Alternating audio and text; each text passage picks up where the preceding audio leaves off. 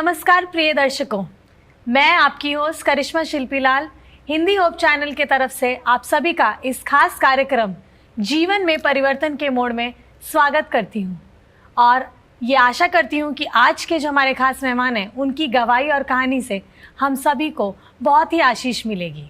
इससे पहले कि हम अपने कार्यक्रम में आगे बढ़ें, आइए हम पवित्र शास्त्र में से पढ़ेंगे यूहन्ना 3 भाग उसकी 16 आयत।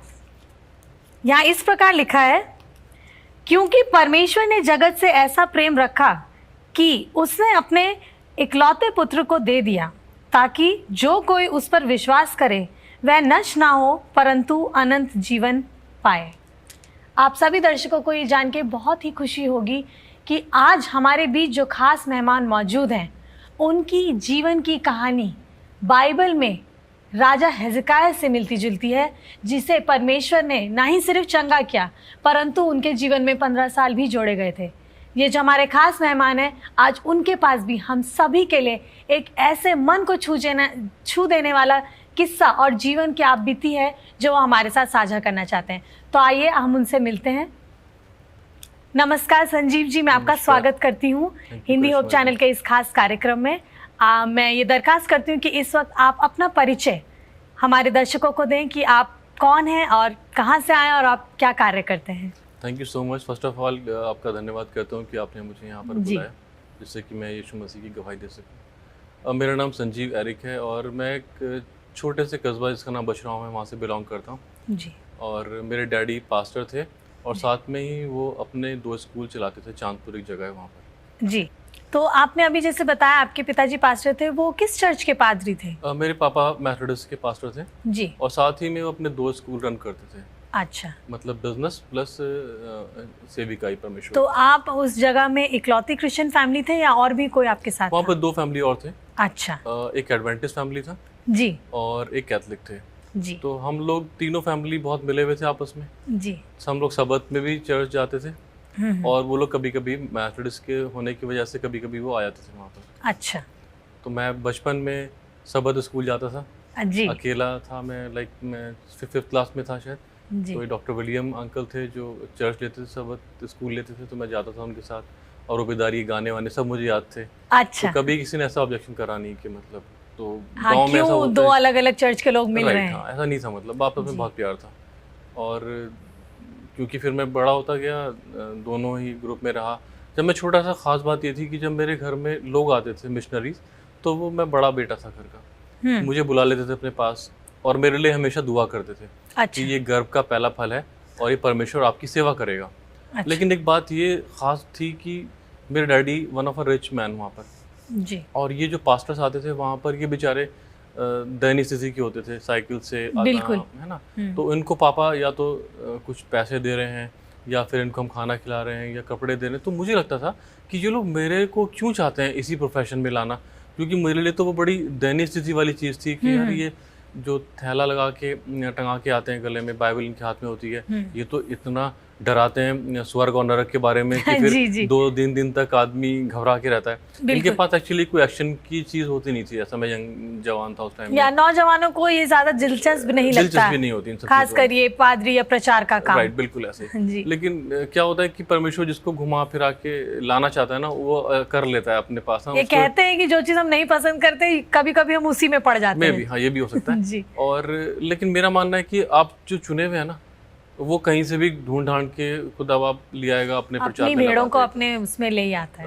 2001 की बात है, मैं शिलोंग गया हुआ था क्योंकि पैसा होने की वजह से खूब घूमने उमने वाला इंसान था मैं जी। तो मैं शिलोंग में था, इधर वर्ल्ड ट्रेड टावर गिरा और उधर मेरे डैडी का बिजनेस डाउन हो गया। अरे बाप। मेरे डैडी से उनके पार्टनर ने एक्चुअली बहुत सारे साइंस करा लिए साइन, और उनके बिहाफ पे हमारा घर, हमारे जो स्कूल थे, जो हमारा कुछ और भी काम था, वो सब गिरवी रखा गया बैंक में।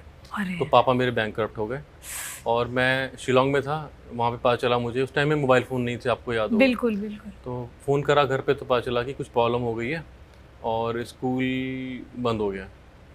तो फिर मुझे लगा शायद तो नॉर्मल सी बात होगी, कुछ मुझे ऐसा लगा नहीं। जब मैं घर वापस आया तो पता चला कि जो मतलब आपके पापा के जो पार्टनर थे उन्होंने धोखा दे दिया? पापा के धोखा दिया था, बहुत बड़ा धोखा था लाइफ में उनके। ये तो बहुत बुरा जो हुआ। मेरी मम्मी के नाम जो चीज़ें थी, मेरी मम्मी गवर्नमेंट में जॉब करती थी, जो मम्मी के नाम प्रॉपर्टी थी और जो मम्मी के नाम लैंड थी, बस वही बची थी हमारे पास। जो पापा के नाम जो भी था वो सब कुछ ख़त्म हो चुका था। ये इट्स कॉल्ड लाइक बैंक करप्सी। हाँ बिल्कुल। तो पापा बैंक करप्ट हो गए थे। जी। अच्छा, तो ये 2001 की बात है। और जब मैं जाता था वहाँ जॉब मांगने, तो लोग बोलते थे कि अरे तुम इतने बड़े बाप की औलाद, तुम जॉब करोगे हमारे पास? तो ऐसे करके मुझे जॉब मिलती नहीं थी उस जगह। मतलब एक ही क्षण में जहां आप अपने गांव के सबसे जाने माने या बहुत ही धनी परिवारों में से थे और एक झटके में आप लोग की इतनी हालत स्थिति बहुत खराब हो हुई गई थी कि 2 महीने के बाद जॉब चाहिए थी, क्योंकि बैंक से पैसे नहीं निकाल सकते ना, जब बैंक बिल्कुल। करप्ट होते हो, बैंक सील हो जाते हैं आपके। तो फंड्स नहीं थे हमारे पास। तो फिर मम्मी की जो सैलरी थी उसी से एक बहुत ज़्यादा अमाउंट नहीं आता था घर चलाने के लिए। तो जॉब चाहिए थी, जॉब मिल नहीं रही थी वहाँ पे। 2001 में अक्टूबर की बात है ये। आईसीआईसी बैंक दिल्ली के अंदर ओपनिंग निकली हुई थी। आईसीआईसी बैंक ना लॉन्च हुआ था उस टाइम में। जी। मेरे एक मौसा हैं दिल्ली में, उन्होंने कहा बेटा दिल्ली में आ जाओ, यहाँ पर अपॉर्चुनिटी ज़्यादा है। तो फिर मैं और मेरा भाई हम दोनों दिल्ली आ गए। दिल्ली शिफ्ट हो गए? दिल्ली। अच्छा। मैं और मेरा भाई सिर्फ। जी। हम लोग आए, हम लोग आके अपने हिसाब से जॉब्स ढूंढ रहे थे, जो छोटी मोटी जॉब मिल जाए, क्योंकि उस टाइम में करिश्मा जी 3,000 रुपये बहुत बड़ी बात थी। 2001 की बात कर रहा हूँ। बिल्कुल। तो ये इतनी बड़ी चीज़, जब इंसान 10,000 रुपये लेके घर से घूमने जाता था, अब आज 3,000 रुपये के लिए भी जॉब ढूंढने के लिए बहुत सड़कों पे गया हुआ था। ये बहुत दुख की बात है। तो मैं दुआ कर रहा था। मुझे I was thinking in mind कि यार मुझे बैंकिंग तो आती ही नहीं, ये मुझे जॉब क्या देंगे? तो मतलब I was thinking in my mind कि शायद ये मुझे पेंट्री में लगा देंगे। अच्छा। तो मैंने पूछा उस वहाँ पे इंटरव्यूअर से कि आप पेंट्री वालों को क्या पे करते हैं? उन्होंने कहा 2400 रुपये। देन आई थॉट, मैंने माइंड किया 2400 में राशन तो आ ही जाएगा घर का। अच्छा। तो कह रहा ठीक है, आप ना फ्राइडे से ज्वाइन कर लेना। मुझे कुछ भी नहीं पता था, इस मिरेकल मेरी लाइफ के अंदर कि मेरी एक ऑफिसर की जॉब हो रही थी और मैं सोच कुछ और रहा था वहाँ बैठा हुआ। क्योंकि कॉन्फिडेंस नहीं था अंदर से ना जॉब का, ना सोचा था कि जॉब करेंगे कभी। बिल्कुल। अब होता क्या है कि जब फ्राइडे में हमारे को बुलाया तो मुझे वहाँ सिस्टम पे बिठा दिया। अच्छा। सिस्टम चलाना आता हो तो चलाए इंसान। बिल्कुल। तो दर्शकों, जैसे कि हम सुन रहे हैं भाई संजीव की जीवन की आप बीती। आप लोग कहीं मत जाएगा, इस समय एक छोटा सा ब्रेक लेंगे और फिर वापस आएंगे और हमारी बातचीत में जुड़े रहेंगे।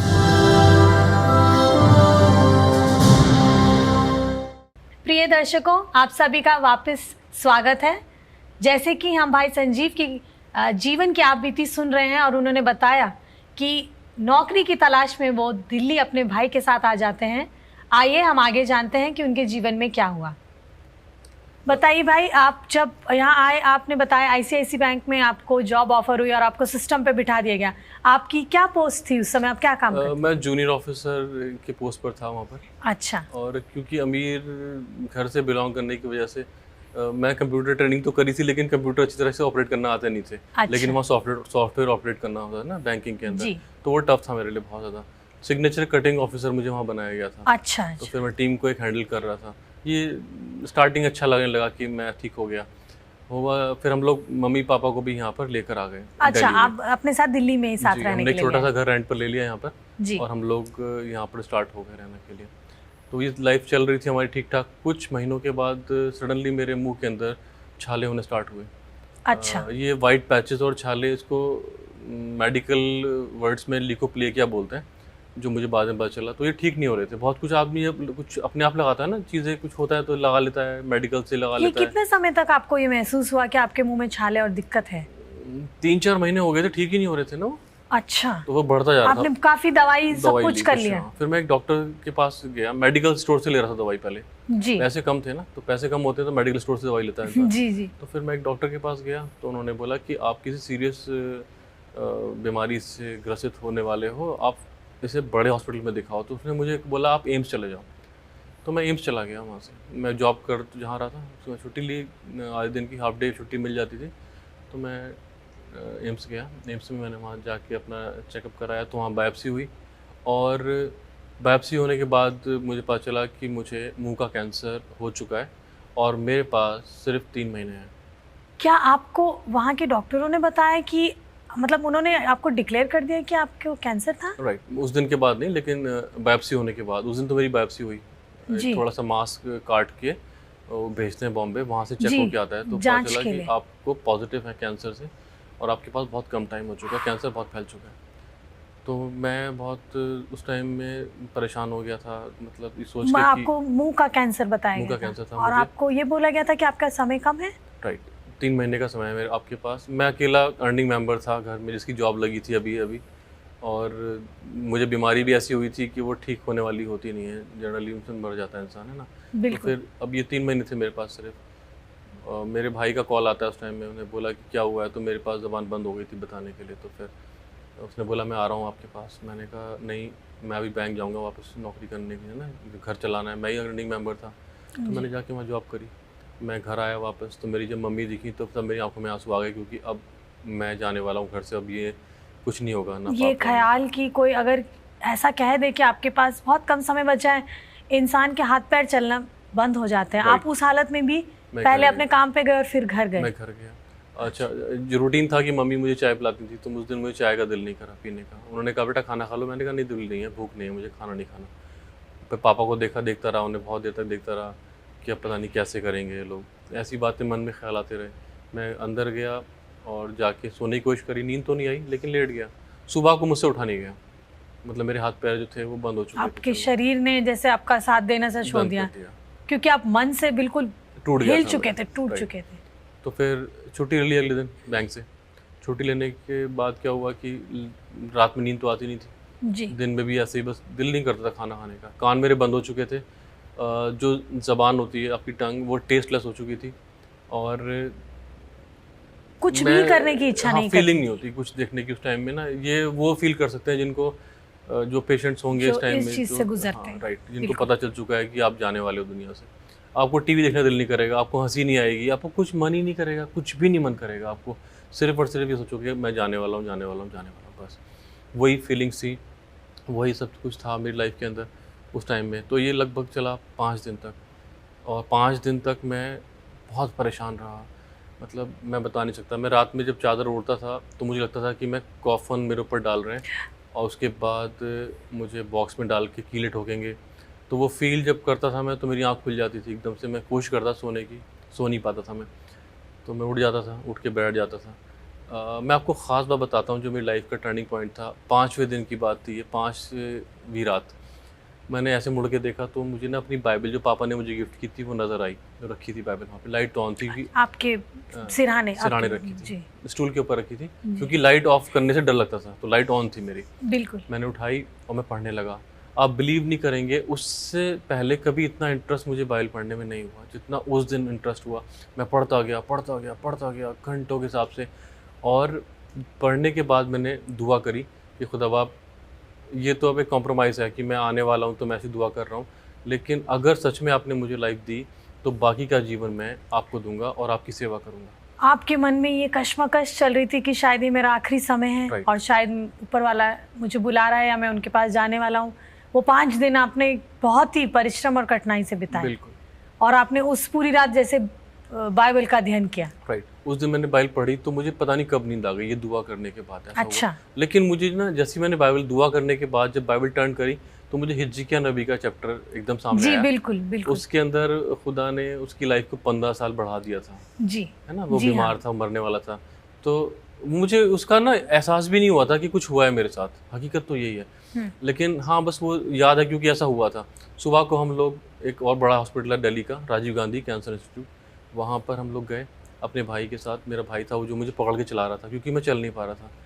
और आप मानसिक तौर से इतने टूट चुके थे कि कि ऐसे मुझसे- आपके शरीर में जैसे जान ही नहीं हाँ, बची टांगों में होगी। जान नहीं होती है, चल नहीं पाता इंसान। और आपने जैसे बताया कि फाइनेंशियली भी आप लोग इतना साउंड नहीं थे कि आप कहीं इलाज ट्रीटमेंट करवा भी करा सकते लेते थे। अपना अच्छी तो तरह। फिर आपने दूसरे अस्पताल में कैसे आपने सोचा कि इलाज मेरे भाई ने करवाएं? बोला कि जो मम्मी के नाम लैंड है वो भेज देते हैं, अच्छा अच्छा जिससे जी। कि पैसा आ जाएगा कुछ, और हम लोग अच्छे हॉस्पिटल में ट्रीटमेंट कराते हैं, कुछ तो ट्रीटमेंट होगा। और क्योंकि मेरा भाई ही जानता था, सिर्फ घर में कोई किसी को नहीं पता आपने नहीं था। किसी को नहीं बताया था? नहीं, क्योंकि घर में बुरा हाल हो जाता ना रो रो के कि बिल्कुल पापा जी। मम्मी का कि क्या जी। हो गया बच्चे को। तो फिर ना हम लोग जब जाते हैं हॉस्पिटल में तो मैं आपको ख़ास बात बताता हूँ, ये बात किसी को नहीं पता। आप जब कैंसर हॉस्पिटल में जाते हैं और जिनके टाइम हो चुका है पूरा, तो किसी की पाइप लगा होता है नाक में, कोई काँप रहा है, कोई अलग अलग सा एटमॉस्फेयर होता है, किसी के बाल उड़ चुके हैं, अजीब अजीब से होते हैं, बिल्कुल अजीब, किसी का जॉ कटा हुआ है, कोई बेचारा, मतलब अब मैं डिस्क्राइब नहीं कर सकता, लेकिन आप कभी मौका मिले देखें तो आप ना तरस आया था वहाँ पे। मैं उसी लाइन में बैठा हुआ था, तो मेरा भाई मुझे बोला उन लोगों को मत देख, तो मगर मैं भी तो one of them cancer patient ही था। बिल्कुल सही, आपने बिल्कुल सही बोला। दर्शकों, इस समय आप जैसे कि सुन रहे हैं, ये जो दृश्य कैंसर हॉस्पिटल के पेशेंट्स का बता रहे हैं, इनके मन को कैसा महसूस हुआ जब उन्होंने उन दयनीय स्थिति वाले मरीजों को देखा जो एकदम मौत के करीब थे। और संजीव भाई अपनी रिपोर्ट वहाँ दिखाने जाते हैं। ये वक्त हम एक छोटा सा ब्रेक लेंगे, आप लोग कहीं मत जाइएगा, हम लौट के वापस आएंगे और हम अपनी चर्चा को जारी रखेंगे और जानेंगे फिर आगे उनके जीवन में क्या हुआ। प्रिय दर्शकों, आप सभी का फिर से स्वागत है। आइए हम आगे जानते हैं कि जब भाई संजीव दूसरे अस्पताल में अपनी रिपोर्ट की जांच करवाने गए, वहाँ उन्होंने जो दृश्य देखा वहाँ के कैंसर पीड़ित मरीजों का, वो कैसा था, आइए हम उनसे सुनते हैं। जब मैं वहाँ बैठा हुआ था, cancer hospital Rajiv Gandhi cancer hospital है, तो वहाँ मोस्टली कैंसर के पेशेंट आए हुए थे जिनको पता चल जा चुका होता है कि बहुत कम या टाइम जो बहुत फाइनल स्टेज में होते हैं। फाइनल स्टेज वाले होते हैं जनरली। कैंसर के बाद तो फाइनल स्टेज ही होती है ना, 1.5 साल या 1 साल बिल्कुल, वो डिस्कवरी तब कर पाते किसी हैं का लोग। कीमो हुआ होता है या फिर किसी को ऑपरेशन हो चुका होता है, लेकिन टाइम का कम ही होता है। मतलब ये ना ट्रीटमेंट जो होता है बेटर लाइफ के लिए होता है, ना कि क्योर के लिए होता है। बिल्कुल, ठीक है। तो फिर मैं उनके साथ बैठा हुआ था, किसी की पाइप लगा हुआ था, कोई कांप रहा था, कोई व्हील चेयर के ऊपर था। ये बहुत सारे लोग बैठे थे बहुत बड़े हॉल के अंदर जो वेट कर रहे थे, शांत, एकदम शांत थे, आपस में बात नहीं करते वो लोग आपस में, और दिल भी नहीं करता बात करने का ना। आप अपनी बारी का वेट कर रहे हो, कब आप जाने वाले हो, तो फिर तो सब कुछ खत्म हो चुका है, आपको कुछ मज़ा नहीं आता एक्चुअली। किसी को पता हो कल जाने वाला है, ये फीलिंग बताने में तो आसान है, लेकिन ये वही झेल सकता है जिसे पता चल चुका हो। तो भाई, आपको वहाँ उन लोगों के बीच में बैठ के उस मौके पे कैसा महसूस हुआ? मैं सोच रहा था मुझे ही क्यों हुआ है कैंसर, मैंने तो कभी ऐसा कुछ करा नहीं, ना कभी ड्रिंक करी, ना कभी स्मोक करा, मुझे कैंसर क्यों हुआ खुदा बाप, ये क्वेश्चन था मेरे दिमाग में। मैंने अच्छी लाइफ करी है ना, पेरेंट्स के लिए भी जॉब कर रहा हूँ कि सर्वाइव करने के लिए, सब कुछ मैं वो कर रहा हूँ जो एक अच्छे इंसान को करना चाहिए। बचपन में भी सबद स्कूल जाना, मैथोडिस्ट वाले चर्च में भी जाना, तो कभी खुदा से दूर तो नहीं हुआ, लेकिन हाँ कभी इतना क्लोज भी नहीं था। तो मैं तो क्वेश्चन थे ये वाले दिमाग में। लेकिन जब मेरा नंबर आया और मैं डॉक्टर दीवान है, आज भी मुझे वो बात याद है, जब उन्होंने मुझे देखा, एग्जामिन करा, तो उन्हें कुछ शक हुआ, उन्होंने ग्लव्स पहने, फिर शक के साथ उन्होंने चेक करा, फिर बोला ठीक है बायोप्सी कराते हैं। फिर दोबारा से मेरा चेकअप हुआ, पता चला, उन्होंने बोला कि आपको तो कुछ है नहीं, आपको तो कैंसर ही नहीं है। अच्छा। And I was fighting with him, नहीं मुझे कैंसर है, आप मेरा ट्रीटमेंट करो, देखो ये एम्स की रिपोर्ट ये रही। तो बोले अरे मैं कैंसर सर्जन हूँ, मैं one of the best surgeon in India और गोल्ड मेडलिस्ट हूँ राजीव गांधी के अंदर, और आप कह रहे हो कि आप नॉर्मल इंसान, पेशेंट होके कह रहा है कि मुझे कैंसर है। ये एक ऐसा चमत्कार हो गया हो उस चुका दिन था मेरे साथ, मैं हील हो चुका था, खुदा आपने मेरी दुआ सुन ली थी, लेकिन पता कैसे चलता है इस बात का ना, पता तो जब भी चलेगा जब ठीक हो जाएगा। आपको यकीन नहीं हुआ? मुझे यकीन नहीं था, और मैं फाइट कर रहा था, मेरे ट्रीटमेंट करो आप। वो कह रहे थे मैं ट्रीटमेंट करूँ क्या, तुम्हें तो कुछ है नहीं। तो फिर उन्होंने बोला कि काम करो, तुम आज जाओ घर, तुम्हें कुछ नहीं है, तुम एकदम ठीक हो। आप यकीन नहीं करेंगे, मेरे कान खुल गए उस टाइम में, मेरे जो कंधों पे बोझ था लॉर्ड, सच्ची परमेश्वर बहुत महान है। और मैं इतना खुश हो चुका था कि वहां से बाहर निकला तो एक बस जा रही थी चार्टर्ड मेरे बैंक की साइड। मैंने वो बस पकड़ी और मैं बैंक चला गया सीधा। जो इंसान वॉक नहीं कर पा रहा था, उसमें इतनी ताकत आ चुकी थी कि वो बस पकड़ के बैंक चला गया। अच्छा। और मैं बैंक चला गया, बैंक जाके मैंने बहुत सारे, हमारे यहाँ 400 लोग काम करते थे। अच्छा। तो मैंने सबको मोस्टली लोगों को गवाही दी कि मैं ठीक हो गया हूँ, ठीक हो गया हूँ। किसी ने यकीन करा और किसी ने नहीं करा, लेकिन मेरी लाइफ का वो टर्निंग पॉइंट ये था कि मुझे ना खुदा के साथ प्यार बन गया। सुबह शाम बाइबल पढ़ने लगा, प्रचार में बात होने लगी, जा जाके मैं गवाही देने लगा। उस गवाही का टर्निंग पॉइंट ये था कि 2004 के अंदर हमारे पास जो एक गरीब परिवार आया था, कार फाइनेंस कंपनी उन्होंने स्टार्ट करी। उसके बाद फिर एक 2005 में न्यूज़पेपर स्टार्ट हुआ, उसका नाम था द क्रिश्चियन टाइम्स।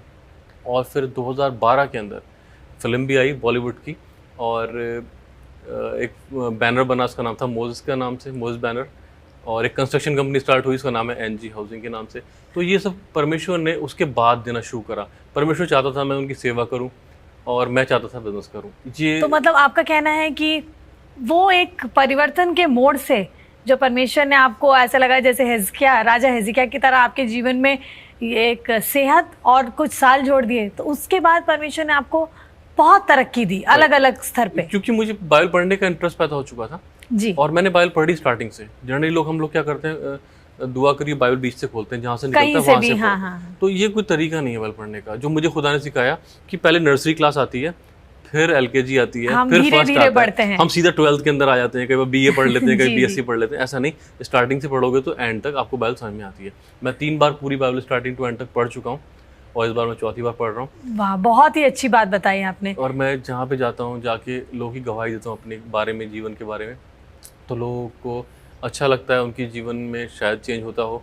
लेकिन मेरा लाइफ यही है कि मैं जाके परमेश्वर की मनादी करता हूँ, जगह जगह जाके प्रचार करता हूँ यीशु मसीह। ये बहुत ही अच्छी बात आपने बताई है। और ये मैं जब आपके ज़ुबान से ये बात सुन रही हूँ कि इतना बड़ा चमत्कार जहाँ आपको 3 महीने बताए गए, वहाँ आज आप हमारे साथ ये गवाही शेयर कर पा रहे हैं और परमेश्वर ने आपको बेनाम इतनी बरकतें दी और आपको एक अच्छा परिवार दिया। राइट, ऑलमोस्ट लाइक 20-21 साल हो चुके हैं इस बात को। अच्छा। और ना तो मेरी वापसी हुई थी, ना कुछ, मतलब लाइक सॉरी वापसी नहीं, उसे बोलते हैं कीमोथेरेपी। सॉरी, कीमोथेरेपी बिल्कुल, किसी भी इलाज की कुछ दर्द से आपको नहीं गुजरना पड़ा। कुछ नहीं हुआ था मेरे साथ। मैं सिर्फ दुआ से हील हुआ। और अच्छी बात ये कि किसी पास्टर ने मेरे लिए दुआ नहीं करी थी, वरना तो मुझे ना बिलीव हो जाता कि इस पास्टर से दुआ कराओ तो ठीक हो जाओगे आप, हील हो जाओगे ना, जैसे कि लोगों का मानना है। जैसा कि लोगों का मानना है। तो ये अच्छा था कि मेरे डैड कॉन्टेक्ट हुआ खुदा से, मैं दुआ करी, मैं ठीक हो गया।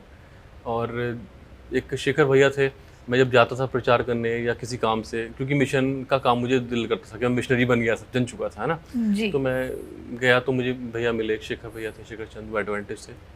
और वो हमेशा ही चाहते थे कि मैं एडवेंटिस्ट फैमिली में आ जाऊँ, एडवेंटिस्ट फैमिली में आ जाऊँ। लेकिन खुदा को कुछ मंजूर था।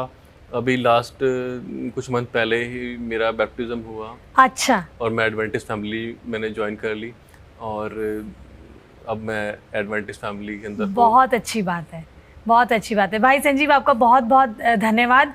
ये इतनी गहराई से हमारे दिल को छूने के लिए, अपनी गवाही से। हम आगे भी आपसे बातचीत में बने रहेंगे। तो दर्शकों, जैसे कि आज आपने सुना, हाँ, आज का जो सफ़र हमने शुरू किया था, जब हमने ये सुना कि भाई संजीव कैंसर से पीड़ित थे और किस तरीके से परमेश्वर ने अपने पुत्र को अपनी बुलावट दी और उन्हें चंगा किया। ये बहुत ही खूबसूरत बात उनके साथ हुई। हम आशा करते हैं कि आप सभी इस गवाही से बहुत आशीष आपने पाई होगी और आप आस पड़ोस में भी अपने प्रियजनों से इसको शेयर करेंगे। हम आगे भी बातचीत में उनके साथ बने रहेंगे और जानेंगे कि कैसे वो मसीहत में आए।